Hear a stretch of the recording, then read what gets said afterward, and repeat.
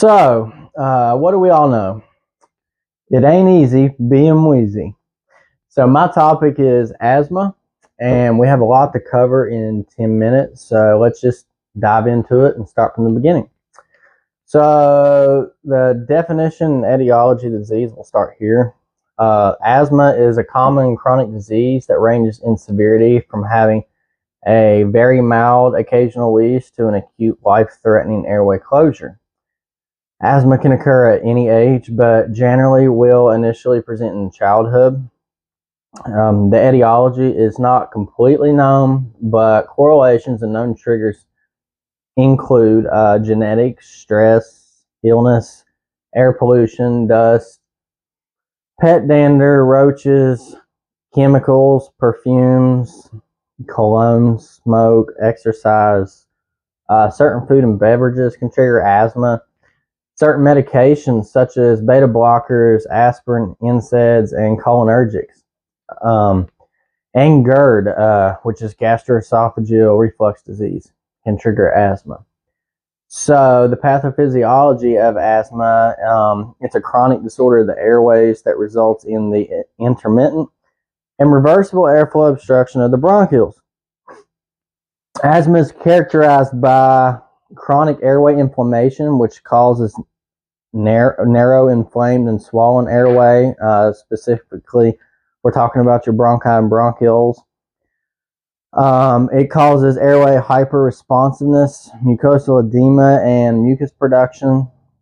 Various changes in the airway include bronchoconstriction, airway edema, airway hyperresponsiveness, and airway remodeling. So for the patho, when we're talking about the bronchi and bronchioles, think of them tightening down.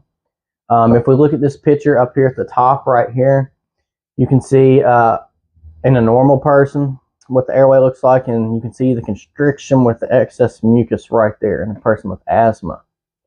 So moving on to clinical manifestations, you may see cough, dyspnea, which is trouble breathing, fatigue, mucus production, wheezing, diaphoresis, anxiety, tachycardia. You may have a widened pulse pressure, generalized chest tightness, use of accessory muscles, hypoxemia, and central cyanosis, and air trapping, which causes retention of CO2, which is respiratory acidosis when you're retaining that CO2. So some triggers right here. These are some. It ain't limited to just these, but it could be cold, strong smells, bugs, cockroaches, pollen, smoke, food allergies. Strong emotions can trigger asthma, mold and mildew, dust, changes in the weather, furry pets, exercise, and cold weather. So complications of the disease, in the United States, approximately 19 million adults are affected by asthma, and approximately 3,564 deaths in 2017 were attributed to asthma. So that's a lot right there. That's a number to think of. Asthma results in millions of lost school and work days yearly in the United States also. Some more complications for asthma could be dehydration, atelectasis, which is a severe complication. That's a collapsed lung. Pneumonia, status asthmaticus, which is another severe complication. Hypoxemia and respiratory failure. Necessity of oxygen, pulse oximetry, ABGs, and IV fluids. So some symptoms you may see, or you may exhibit or experience in asthma is feeling tired, shortness of breath, the common cold, allergies, frequent coughing, wheezing is a big symptom with asthma. You will have insomnia, which is trouble sleeping, and chest pain. So right here we're going to talk about status asthmaticus. This is a big one right here, which it's a life-threatening medical emergency of airway obstruction that does not respond to common treatments. It involves extreme wheezing, labored breathing, prolonged exhalation, use of accessory muscles, distended neck vein, and risk of cardiac or respiratory arrest. So the number one thing we want to do for a patient in status asthmaticus is prepare for intubation. So to prepare for emergency intubation, we want to administer IV fluids, oxygen, bronchodilators, epinephrine, systemic steroid therapy.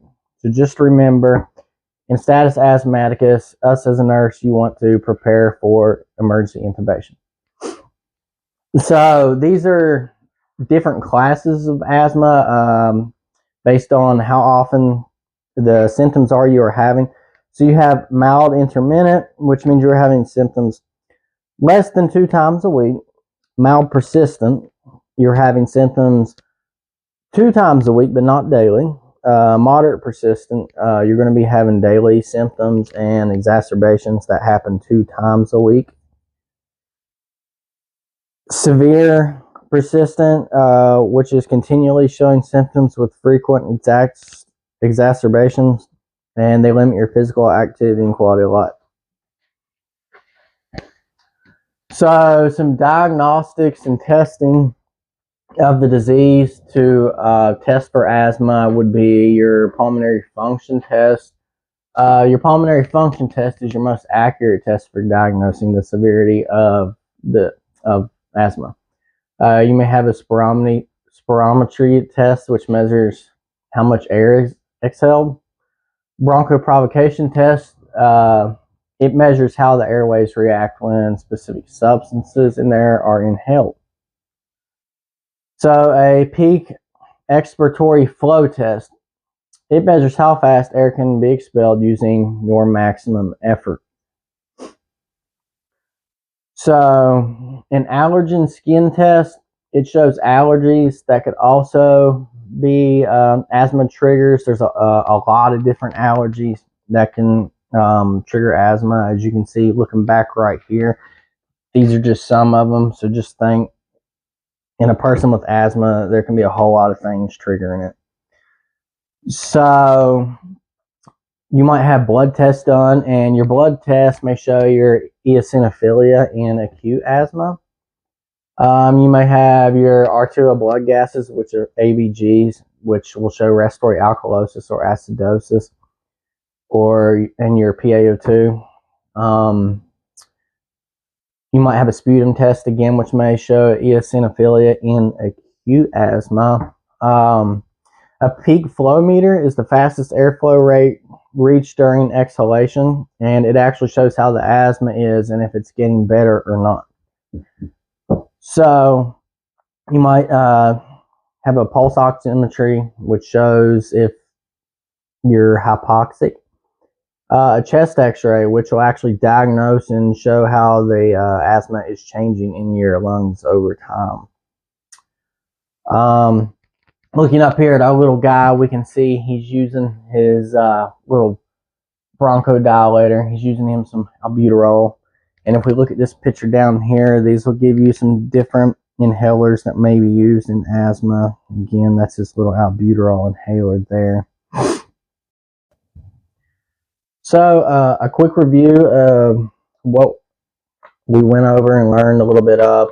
So back to this picture right up here. You can see these are normal lungs in a patient without asthma, and you can see in lungs in an asthmatic patient that their lungs are tightened down, constricted. We're talking about the bronchiole and bronchis here. You can see the excess mucus in their lungs that they'll present with. So over at clinical manifestations, again, if you are presenting with any of these symptoms right here, you should see your primary physician or dial 911 or get to the hospital. And back to status asthmaticus, I want to cover that one again. Again, as a nurse, if you receive a patient in status asthmaticus, always remember, prepare for emergency intubation.